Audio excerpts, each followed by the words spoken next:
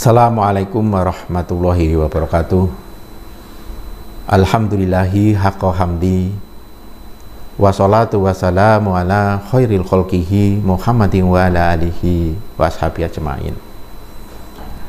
Puji syukur kehadirat Allah Subhanahu wa taala yang masih memberikan kesempatan kita untuk bersilaturahmi dalam rangka untuk meningkatkan keimanan dan ketakwaan kita. Izinkan saya menyampaikan judul yaitu pengaruh puasa terhadap perilaku konsumsi. Manusia melakukan konsumsi karena itu merupakan sebuah kebutuhan. Nah, berpuasa itu memanajemen atau mengatur perilaku konsumsi. Berpuasa dalam Islam tidak berarti tidak boleh makan sama sekali, tapi diatur kapan sahur dan buka puasa. Oleh karena itu Allah berfirman di dalam Al-Qur'an, A'udzubillahi minasyaitonirrajim, ya ayuhan nasu kulu mimma fil ardi halalan thayyiba wa la tattabi'u khutuwati syaiton innahu lakum aduwwum mubin.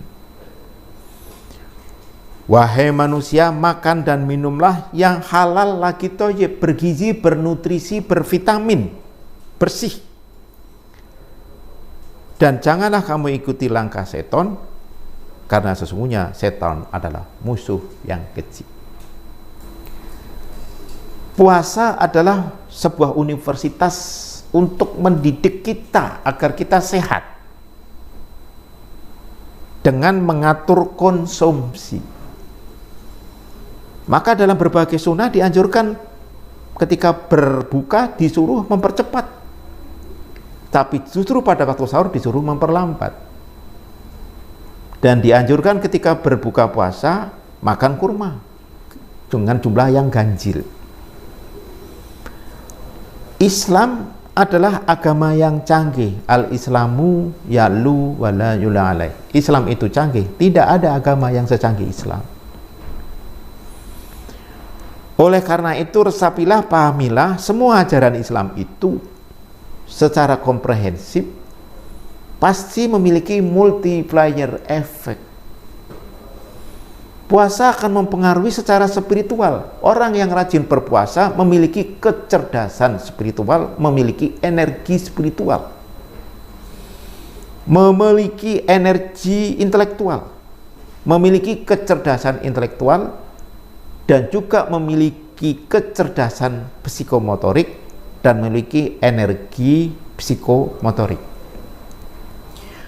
Bangsa kita telah gagal dalam membangun akhlak mulia karena salah dalam mempersepsikan metode pembelajaran. Jujur, amanah, ikhlas, konsisten bukan kecerdasan intelektual. Tapi jujur, amanah, ikhlas adalah kecerdasan spiritual. Maka mata kuliah, mata pembelajaran di sekolah-sekolah tidak boleh parsial antara ilmu pengetahuan dengan Al-Quran. Harus terintegrasi. Maka muncul sekolah-sekolah Muhammadiyah, sekolah-sekolah ulil albab yang mengintegrasikan antara Al-Quran dan iptek karena jujur, amanah, ikhlas bukan kecerdasan intelektual.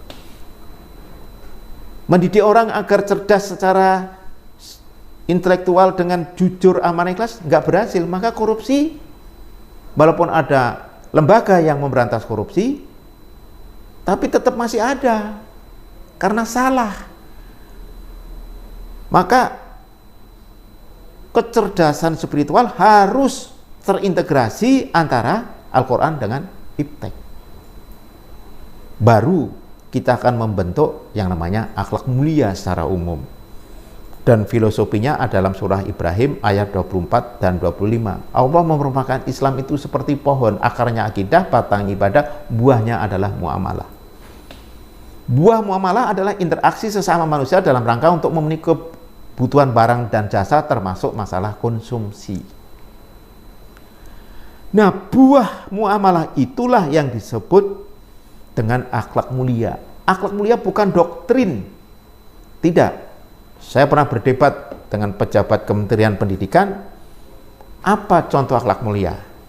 Beliau mengatakan, akhlak mulia itu seorang mahasiswa ketika ketemu dosen turun cium tangan. Itu saya bilang bukan akhlak mulia, itu sopan santun. Saya orang Jawa, bicara dengan orang tua nunduk. Itu sopan santun Jawa.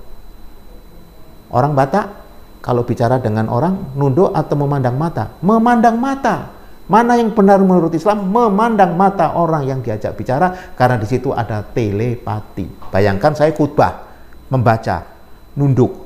Jamaahnya tidur semua, karena tidak ada telepati dari mata saya, karena saya nunduk. Paling enak tidur tuh waktu dengerin khutbah. Ya kan? Nah, oleh karena itu, berbicara dengan memandang mata, mata ikut berbicara telepati. Kita dulu pernah punya calon istri, dan menjadi istri, tidak usah bicara, cukup memandang mata. Istri sudah tahu, karena ada telepatinya. Nah, oleh karena itu, semua sistem pendidikan dalam Islam itu sudah pasti tidak memisahkan antara Al-Quran dengan iptek. Maka lahir Ibnu Sina, bapak kedokteran.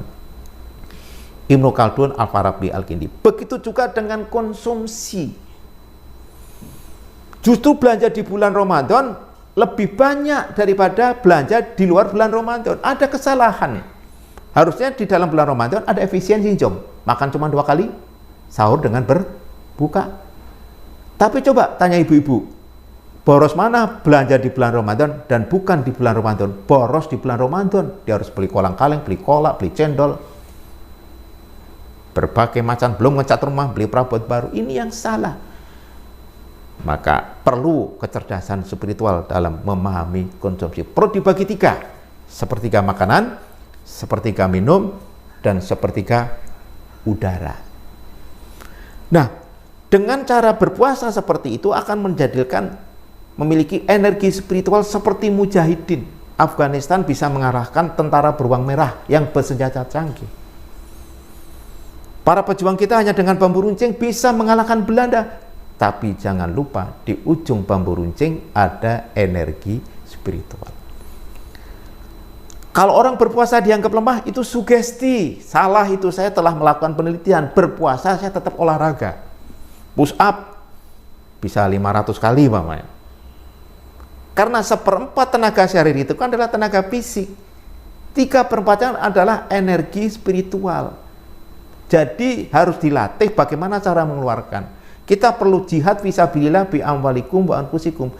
Berjihad di jalan Allah dengan harta, baru dengan jiwa. Berjihad dengan ekonomi. 72% masyarakat Kepri Muslim, tapi kita yang 72% hanya mendapatkan distribusi ekonomi 30%. Sementara saudara kita yang non Muslim yang hanya 28% menguasai distribusi pendapatan ekonomi 70%. Yang salah siapa? Kita tidak memahami jihad fisabilillah bi amwalikum wa anfusikum. Semua yang kita konsumsi berasal dari luar, berasal dari saudara kita yang non Muslim. Maka pemerintah harus menggalakkan sistem ekonomi berbasis agrobisnis sama marine industry. Tidak boleh hanya industri manufaktur, karena kita hanya punya 2 faktor produksi, tanah dan tenaga kerja kalau industri manufaktur.